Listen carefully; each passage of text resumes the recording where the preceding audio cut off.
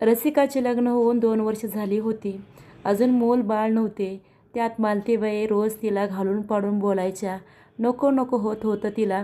रसिका सांगणार तरी कोणाला? माहेरची माणसं कोणच उरलं नव्हतं. आई तिच्या लहानपणी सोडून गेली होती. बापाने तिला पांढऱ्या पायाची म्हणून स्वीकारलं नाही. ही दळभद्री जन्माला आली आणि माझी अंजी गेली. मला नको ही मुलगी असे म्हणून त्याने हिला घराबाहेर टाकून दिले होते. तिचे तोंड देखील पाहिले नाही. बिचारी रसिका रडत होती. कोणीतरी जाऊन तिच्या आईच्या आईला सांगितले. तशी तिची आजी धावत आली आणि रसिकाला घेऊन गेली. ती आजपर्यंत बापाच्या घराचा दरवाजा रसिका चढली नाही. खूप वेदना होत होत्या तिला जीवनात. म्हणतात ना, नियतीच्या हातातून कोणी सुटलं नाही, तसंच काहीसं रसिकाचं होतं. आजी आजोबाने तिला खूप प्रेम दिले. आई वडील कधी तिला आठवले नाही. आजी आजोबा सगळं काही होतं तिचे आता. रसिका लग्नाची झाली होती. तिला मागणे बघायला चालू केले होते आजोबांनी. एक दिवस रसिका कामावरून घरी येत होती. तिला समोर पोलीस दिसले. हे पोलीस माझ्या घराकडे काय करतात?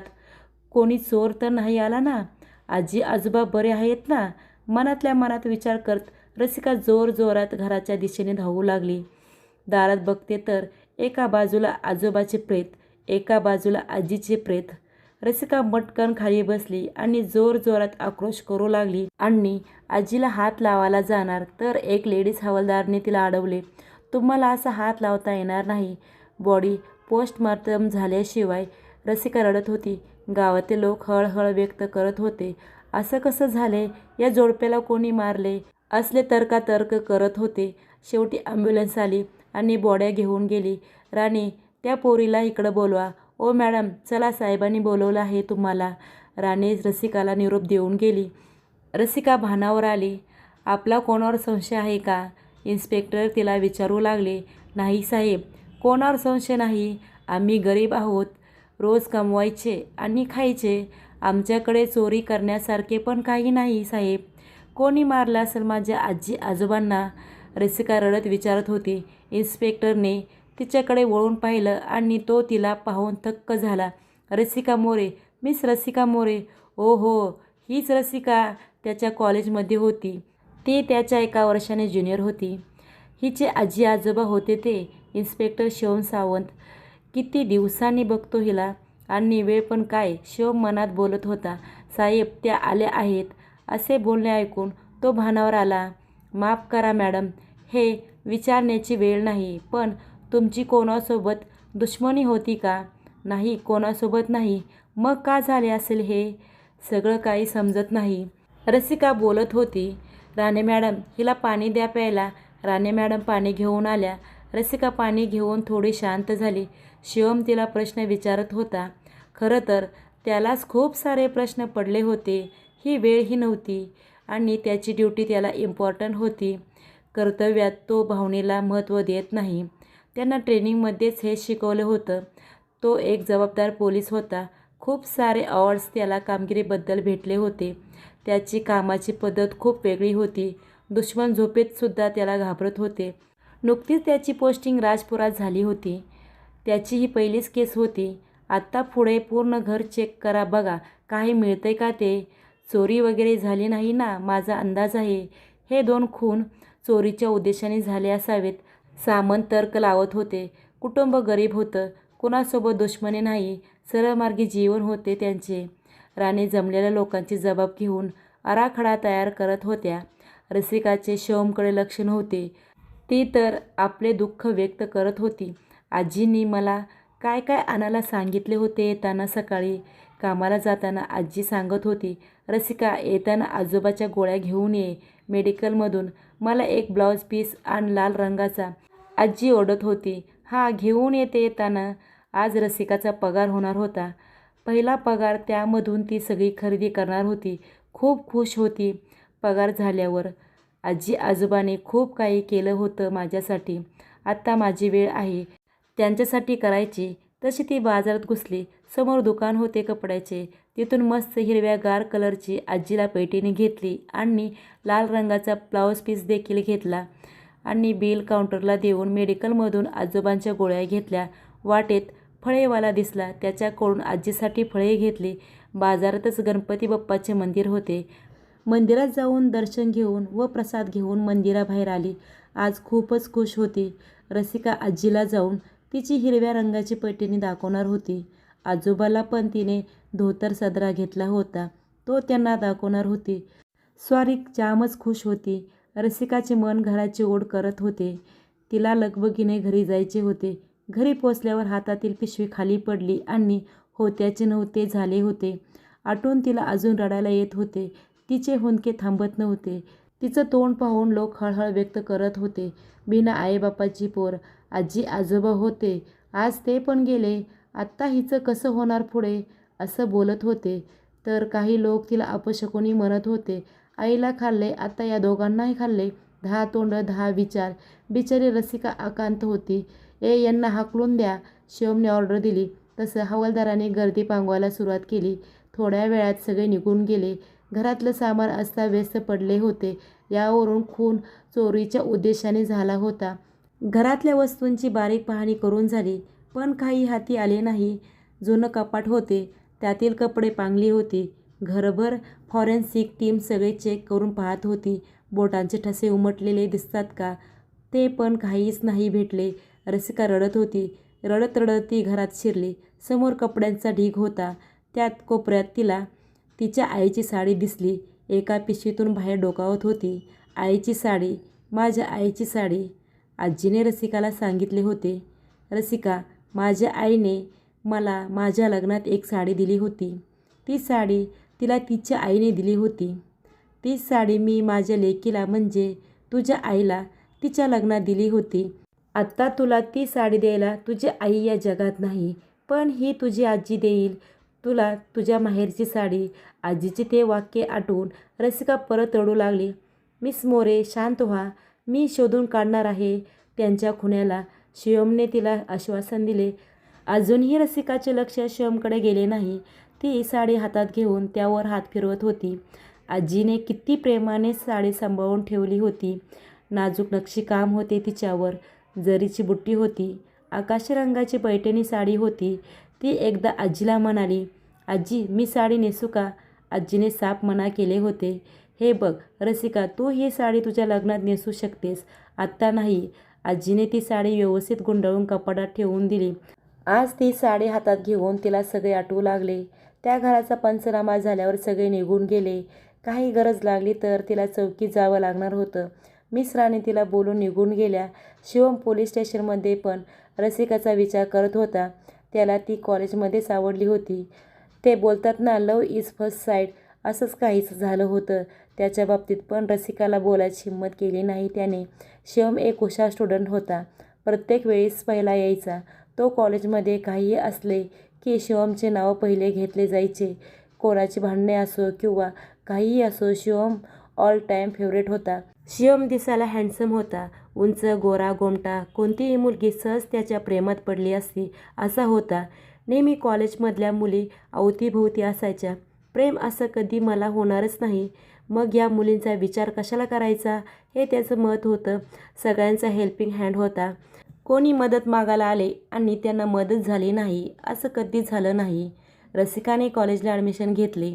कॉलेजमध्ये प्रवेश करताना तिचा धक्का चुकून एका मुलाला लागला. सॉरी बोलून पुढे निघून गेली. ज्याला तिचा धक्का लागला तो तर पार घायाळच झाला होता. शिवमला तर तिचा धक्का लागला होता आणि ती मुलगी काळजात घर करून गेली. कोण होती ती, कशी भेटणार मला परत यार. शिवम प्रेमात पडला.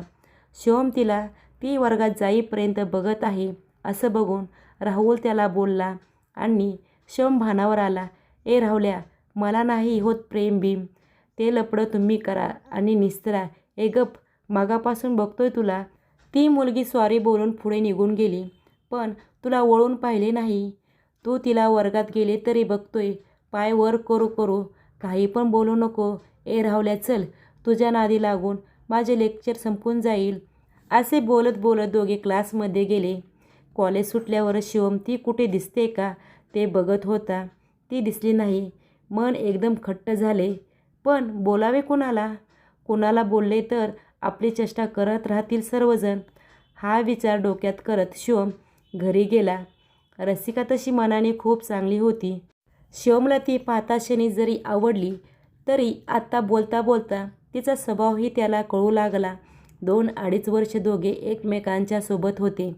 शिवम आवडीने तिला नोट्स समजून सांगत होता. कुठे काही अडलं तर तिला पटकन पटवून सांगत होता. शिवम हा MPSCची प्रॅक्टिस करत होता आणि कॉलेज पण करत होता. शिवमने पोलीस भरतीची ट्रेनिंग घेतलं होतं. MPSCच्या परीक्षेमध्ये तो पास झाला. PSI पदी तो नियुक्त झाला. शिवम कामामध्ये एकदम परफेक्ट होता. तो एक जबाबदार पोलीस ऑफिसर होता. कर्तव्यदक्ष अधिकारी म्हणून तो त्याच्या पोलीस दलामध्ये फेमस होता. शिवम प्रत्येक काम हे जबाबदारीने करत होता. कर्तव्यापुढे तो रसिकाला विसरून गेला होता आणि अशी आज अचानक रसिका त्याला समोर दिसली. शिवम आता भूतकाळातून बाहेर आला आणि रसिकाच्या आजी आजोबांचा कोणी खून केला याचा विचार करू लागला. लवकरात लवकर त्याला केस सोडवायची होती. मला आज जाऊ द्या, मला इन्स्पेक्टर साहेबांना भेटायचं आहे, असं कोणीतरी बाहेर बोलत होतं. शिवमने ते ऐकलं आणि कोण आहे त्यांना पाठवून द्या. आतमध्ये शिवम चेअरवरती बसला होता. सर, आतमध्ये येऊ का? मला माझ्या आजोबांच्या केसविषयी बोलायचं आहे. रसिका मोरे आली होती. शिवम तिला पाहतो तो उठून उभा राहिला. रसिकाने आत्ता कुठे शिवमला बघितले होते. हा माझ्या आजी आजोबांची केस सोडवत आहे. शिवम सावंत माझा सिनियर आहे. हा पोलीस झाला. मला तर माहीतच नव्हते बाबा, रसिका मनातल्या मनात बोलू लागली. शिवमने तिला पाणी दिले. शिवम, तू इकडे कसा? अगं, माझी पोस्टिंग कालच राजपूरला झाली आणि पहिलीच केस तुझ्या आजी आजोबांची आली.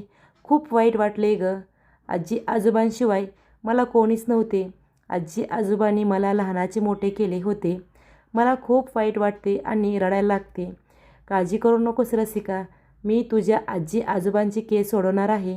त्यांच्या गुन्हेगारांना योग्य ती शिक्षा देणार आहे. शिवमने तिला प्रॉमिस केले आणि रसिका निघून गेली.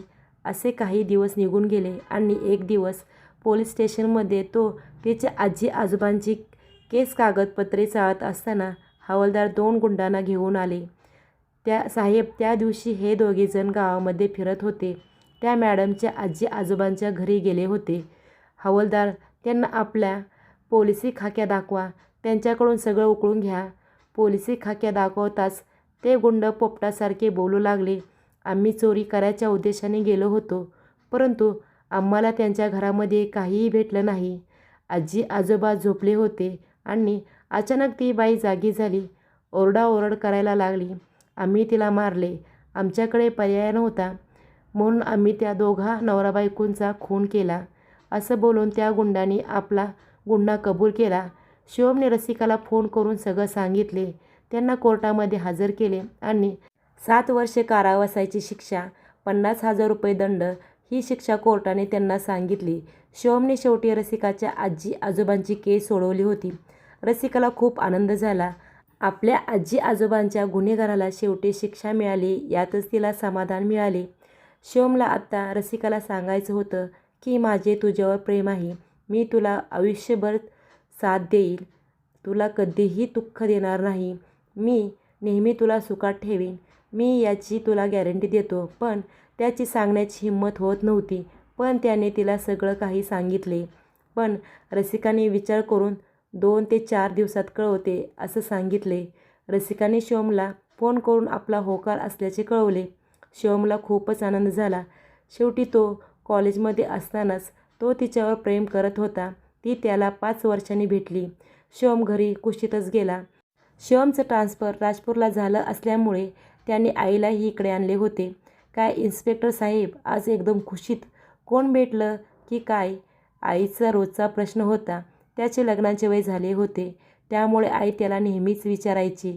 त्याच्या आईने त्याचे नाव विवाह मंडळात नोंदवले असल्यामुळे त्याला रोजच कितीतरी मुलींचे फोटो येत होते. शिवम दुर्लक्ष करत होता. आई त्याच्या अशा वागण्याला कंटाळली होती. जर कोणी पसंत असेल तर घरी घेऊन ये, आई त्याला रोज म्हणायचे. आज शिवमचं मूड एकदम खुशीत असल्यामुळे आईने परत तोच प्रश्न केला. शिवम चक्क आज लाजला. त्याच्या अशा लाजण्यामुळे आई त्याला त्याच्या पुढे येऊन म्हणाली, म्हणजे नक्की कोणीतरी पसंत आहे. ती मुलगी कोण आहे? तिचा फोटो मला दाखव. शिवमने आईचे बोलणे ऐकून त्याच्या मोबाईलमधला रसिकाचा फोटो दाखवला. आईला रसिका खूप आवडली. शिवमच्या आईला शिवमच्या लग्नाची घाई झाली होती. शिवमचे बाबाही एक सरकारी ऑफिसर होते. ते कामानिमित्त बाहेर असायचे. शिवम आणि शिवमची आई दोघेच राहायचे. शिवमच्या आईने त्यांना फोन करून सांगितले की आपला शिवम प्रेमात पडला आहे. त्यांना आनंद झाला. बघू कोण मुलगी आहे जिने माझ्या लेकाचं हृदय चोरलं आहे. शिवमच्या आईने रसिकाचे आणि शिवमचे फोटो पाठवले. रसिकाचा फोटो पाहून त्यांना शॉक बसला. मालती, ही मुलगी आपल्या घरची सून होणार नाही का? काय झाले असे? का बोलत आहात तुम्ही? त्याला सांग दुसरी कुठलीही मुलगी शोध, परंतु ही मुलगी आपल्या घरची सून होणार नाही. शिवमचे बाबा रागारागाने बोलत होते. अगं, ही मुलगी जन्माला आली तेव्हा तिच्या बापाने तिच्याकडे लक्ष देखील दिले नाही. ती पांढऱ्या पायाची आहे असं तिचा बाप बोलत होता. तिच्यामुळे तिची आई वारली आहे. ती जन्माला आली आणि तिची आई वारली. इकडे तर मालतीबाई चांगल्याच अडकल्या होत्या. शिवमला तर रसिकासोबत लग्न करायचं होतं आणि शिवमचे पप्पा या लग्नाला नाही म्हणत होते. मालतीबाईंनी पुन्हा एकदा आपल्या नवऱ्याला फोन केला आणि त्यांना समजावून सांगितले. त्यांना काहीच फरक पडत नव्हता. त्यांनी सरळ सांगितले, मी लग्नाला येणार नाही. शिवमला सांग लग्न करू नकोस. रसिकाची आई माझ्या मित्राची बायको होती. त्याच्या तोंडून मी हे सगळं ऐकलं आहे. आज आपल्या नवऱ्याचे बोलणे ऐकून तिला काहीच कळत नव्हते. आपण काय करावे? एकदा शेवटीचं बोलून घ्यावं का? पण त्यांनी शिवमला सांगितले की तुझ्या पप्पांनी तुझ्या लग्नाला नकार दिला आहे. तू हे लग्न करू नकोस. पण शिवम काहीही ऐकत नव्हता. तो हट्टाला पेटला आणि त्यांनी सांगितले की लग्न केले तर मी रसिकासोबतच करणार आहे, नाही तर मी आयुष्यात लग्न कधीच करणार नाही. त्यांनी रसिकाला फोन केला आणि म्हणाला, रसिका, आपण उद्याच लग्न करत आहोत. मला तुझ्याशी लग्न करायचं आहे. जर तुला मान्य असेल तर हो म्हण, नाहीतर नको.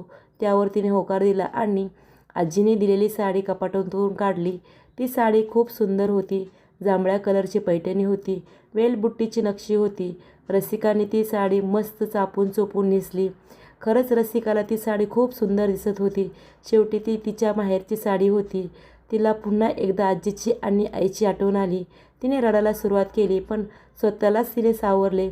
शिवमनी आणि रसिकाने तेथील जवळच्याच एका मंदिरात जाऊन दोघांनी लग्न केले. शिवमनी आईला काही सांगितले नव्हते. रसिकाला घेऊन तो घरी आला. आईला दरवाजातूनच आवाज दिला. मालतीबाई किचनमध्ये काम करत होत्या. शिवमचा आवाज ऐकून बाहेर आल्या. समोर पाहते तर काय, शिवम आणि रसिका लग्न करून आले होते. रसिका नावाप्रमाणे सुंदर होती. त्यांना खूप वाईट वाटत होतं. आपल्या मुलाने निदान आपल्याला तरी सांगायचं होतं. परंतु त्यांनी जो निर्णय घेतला होता तो चांगला आहे, पण त्याच्या वडिलांना काय सांगावे हा प्रश्न त्यांना पडला होता. त्यांनी त्या दोघांना घरामध्ये घेतले आणि नवऱ्याला फोन केला. शिवमने लग्न केले आहे त्याच मुलीसोबत. हे ऐकून त्यांना खूपच राग आला. बुरसटलेले विचार अजूनही त्यांच्या डोक्यात फिरत होते. मुलाच्या जिद्दीपुढे त्यांचं काहीही चाललं नाही. दुसऱ्या दिवशी सकाळी किचनमध्ये मालतीबाई काम करत असताना रसिका पाठीमागून आली. आई, मला द्या ना काम करायला. कशाला? तू रात्री आली आहेस ना, थकली असशील, थोडासा आराम कर. नाही आई, मी थकली नाही आहे. मला काम करण्याची सवय आहे. आत्ता तुमची सून आली आहे तर तुम्ही आराम करा. मालतीबाईला सोज्वल सुंदर सून मिळाली. रसिका कामाची जबाबदारी घेत होती तर अजूनच खूप खुश झाल्या. त्यांना कळत नव्हतं तिचा बाप तिला पांढऱ्या पायाची का म्हणत होता. ज्याचं त्याचं नशीब असतं, ते कोणाच्या नशिबात लेकीचं सुख लिहिलेलंच नसते. त्या बडबड करत होत्या मनातल्या मनात. रसिकाने फक्कड चहा बनवला. त्या चहाच्या वासाने शिवम उठला. आई, मला चहा दे.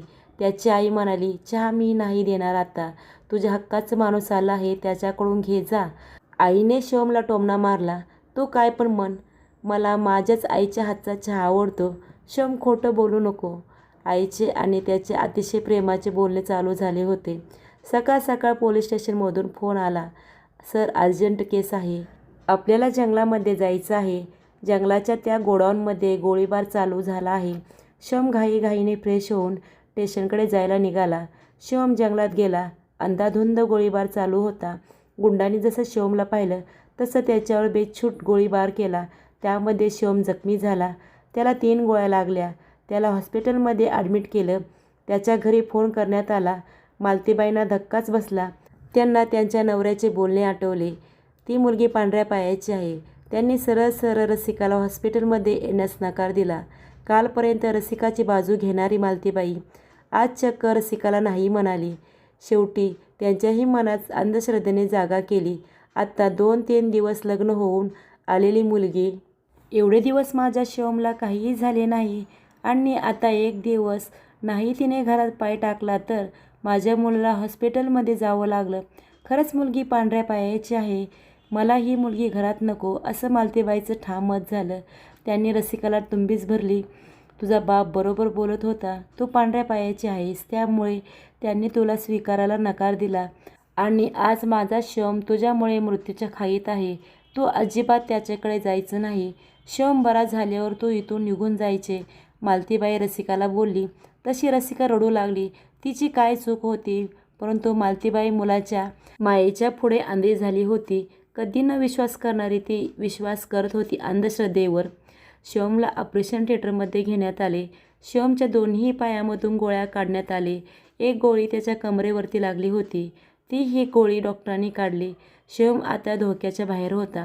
ऑपरेशन थिएटरचा दिवा बंद झाला. डॉक्टर बाहेर आले. डॉक्टर, माझा शिवम कसा आहे, मालतीबाई त्यांना विचारत होती. मालतीबाईंनी त्यांच्या नवऱ्याला देखील फोन केला असल्यामुळे नवरा घाईघाईमध्ये आला होता. मी तुला सांगितलं होतं ना, ती मुलगी पांढऱ्या पायाची आहे. कशाला तू तिला घरात घेतले? आता भोगा कर्माची फळे. माझ्या शिवमला जर काही झाले असते तर काय करायचे होते? तू लहान नाहीस ना. तो तिला हॉस्पिटलमध्ये बडबड करू लागला. आजूबाजूची लोक तिच्याकडे पाहत आहे हे पाहून तो गप्प बसला. आत्ता डॉक्टर बाहेर आल्यावर ते डॉक्टरांना विचारू लागले. डॉक्टरांनी बोलायला सुरुवात केली. आत्ता शिवम धोक्याच्या बाहेर आहे. त्यांना अतिदक्षता विभागात ठेवण्यात येणार आहे. तुमचं नशीब चांगलं की तुमचा मुलगा वाचला आहे. डॉक्टर असे बोलून निघून गेले. शिवमला आता ICUमध्ये ठेवले होते. शिवम बेशुद्ध होता. डॉक्टरने सांगितलं 24 तासानंतर त्यांना शुद्ध येईल. मालतीबाई हॉस्पिटलमध्येच होत्या. रसिका घरी देव पाण्यात ठेवून बसली होती. देवा, तू माझी परीक्षा बघतोय का? एवढा चांगला नवरा दिला आणि तू असा वागलास. जन्म दिला तेव्हाच का नाही तू मला घेऊन गेला? हे सगळं मला भोगावं लागलं नसतं. असं बोलून रसिका मनातल्या मनात रडत होती. देवाला प्रार्थना करत होती. तिला शिवमला पाहायचे होते, परंतु मालतीबाईंनी तिला दम भरल्यामुळे ती गेली नाही. शिवम शुद्धीत आल्यावर पहिल्यांदा त्याने रसिकाला विचारले, परंतु मालतीबाईंनी सांगितले की ती ऑफिसला गेली आहे. अशी कशी ती मला सोडून ऑफिसला जाऊ शकतेस? आई, तू खोटं बोलतेस. शिवमचा रसिकावरती एवढा विश्वास आहे बघून मालतीताई बोलल्या. ती पांढऱ्या पायाची आहे, तुला माहीत आहे ना. तिच्यामुळेच तू आज हॉस्पिटलमध्ये आहे. मालतीताई तिथे चालू झाल्या. काय बोलतेस? तुला कळतंय का? काहीही बोलू नकोस. तिच्यामुळे मला काहीही झालं नाही. तिच्यामुळे मी जिवंत आहे. तिचं सौभाग्य बळकट आहे. बघितलं, त्याच्यावरती जादू केली आहे. समजत नाही, शिवमचे पप्पा बोलत होते. आई, प्लीज घेऊन ये ना हॉस्पिटलमध्ये. मला तिला बघायचं आहे. रडून रडून तिची परिस्थिती बिकट झाली असेल. असं बोलून शिवम मध्येच थांबला. आई, मला जर तुला जिवंत पाहायचं असेल तर तू रसिकाला हॉस्पिटलमध्ये घेऊन ये, नाही तर माझं मेलेल तोंड बघशील. हे वाक्य बोलता मालतीबाईने त्याच्या तोंडावरती हात ठेवला आणि रसिकाला फोन लावला. रसिकाला तिने हॉस्पिटलमध्ये बोलवले. रसिका हॉस्पिटलमध्ये आली. रसिका रूममध्ये कोपऱ्यातच थांबली. रसिका, तिकडे काय थांबलीस? माझ्याजवळ ये. रसिकाने एकदा मालतीबाईकडे पाहिले. मालतीबाईने रागाने तिच्याकडे इशारा केला जा म्हणून. शिवमकडे गेली. शिवमने तिला रडू नको असं सांगितले. डोळे पुसायला लावले. तिने डोळे पुसले. आई बाबा, तुम्ही बाहेर जा, मला तिच्याशी बोलायचं आहे, असं बोलून मालतीबाईला आणि वडिलांना त्यांनी बाहेर जायला सांगितले. रसिका, आई काय बोलली आहे ते मला माहीत नाही, परंतु आईचं बोलणं मनावर घेऊ नको. मी हॉस्पिटलमध्ये असल्यामुळे आईची तशी अवस्था झाली असेल. शिवम बोलत होता. रसिका रोज हॉस्पिटलमध्ये येऊ लागली. शिवमची प्रकृती आता थोडीफार सुधारत होती. जवळजवळ 1-1.5 महिन्याने शिवमला हॉस्पिटलमधून डिस्चार्ज देण्यात आले. शिवम आता घरी आला. 5-5.5 महिन्यानंतर शिवम ठीक झाला, परंतु मालतीबाईचे वागणे काही रसिकासोबत ठीक झाले नाही. त्या रसिकाला नेहमीच पाण्यात पाहायच्या. तिला पांढऱ्या पायाची म्हणून नेहमीच हिणवायच्या. रसिकाच्या लग्नाला 2 वर्षे झाले तरी तिला मूलबाळ नाही म्हणून आता देखील त्या तिला कटकटच करत होत्या. तिला घालून पाडून बोलायच्या. तिला कंटाळा यायचा, परंतु शिवमची आई असल्यामुळे ती त्यांना काहीही बोलत नव्हती. मालतीबाईच्या मनात काहीही नव्हते, परंतु नवऱ्याने आपल्या मनात भरवले, त्यामुळे ते असं वागत आहेत असं मालतीबाईंना अजिबात जाणवले नाही. पुत्रप्रेमापुढे त्यांना काही दिसत नव्हते. त्यांना नेहमी वाटायचं रसिकामुळे शिवमला त्रास होईल, रसिकाला त्याच्यापासून दूर ठेवायच्या, परंतु तिला तो तेवढा जवळ घ्यायचा. त्याच्यात 2 वर्षे कसे निघून गेले समजलेच नाही. खरं तर शिवमने प्लॅनिंग केले होते 2 वर्षाचे. ऐकून ऐकून तोही आता कंटाळला होता. त्याला माहीत होतं ड्युटीवर तो गेल्यावर आई त्रास देते. त्याने किती वेळा त्याच्या कानाने ऐकले होते. तो जाब विचारायला जात असताना रसिकाने त्याला अडवले. नाही शिवम, तू आईबाबांना काहीही बोलायचे नाही. परंतु आत्तापर्यंत शिवम गप्प होता, परंतु आता आईबाबांचे जास्त झाले होते. त्यांना त्यांच्या चुका कळत नव्हत्या. एक दिवस त्याने सांगून टाकले, मी बाहेर फ्लॅट घेऊन राहणार आहे, तुम्ही दोघे एकटेच राहा. तुला काय आमच्याविषयी हिने काहीतरी सांगितले? मालतीबाई बोलल्या, मला काहीही सांगितले नाही, परंतु मी रोज ऐकतो माझ्या कानाने, शिवम असा बोलला. त्या दोघांची भांडणे चालू असताना रसिकाला चक्कर आली आणि रसिकाला शिवमने पकडले. डॉक्टरांना फोन केला. रसिका बेडवरती झोपली. डॉक्टर आले, तिला चेक केलं आणि बाहेर येऊन बोलले, कॉंग्रॅच्युलेशन, तुम्ही बाप होणार आहात. ताई, तुम्ही आजी आजोबा होणार आहे. हे ऐकून आनंद झाला. 2 वर्षे त्यांनी तिला टोमणे दिले होते हे त्या विसरून गेल्या. त्यांनी जाऊन रसिकाला मिठी मारली. नंतर त्यांना लक्षात आलं तसं त्या बाजूला झाल्या.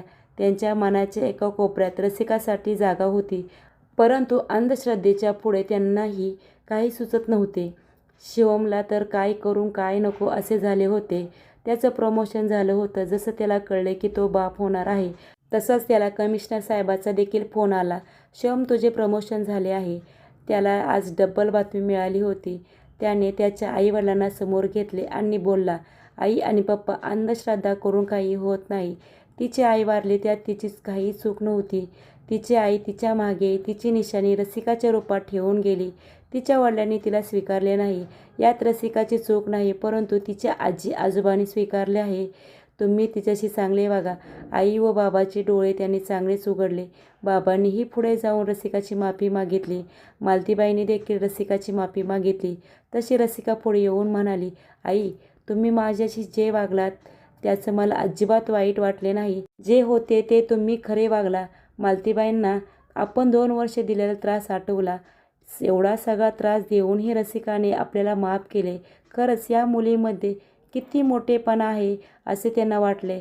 आपण उगीच तिला दुःख दिले, त्रास दिला. त्याने तिचा हात हातात घेतला आणि बोलले, आजपासून तुझी आई आणि बाबा आम्ही दोघंच आहोत. शिवमला रसिकाला आनंद झाला. 9 महिन्याने शिवमला आणि रसिकाला मुलगी झाली. जर खरंच या कथेने तुमच्या हृदयाला स्पर्श केला असेल तर चॅनलला सबस्क्राईब करा आणि कथा आवडल्यास लाईक करा, शेअर करा. परत भेटूया अशाच नवनवीन कथेसह. धन्यवाद.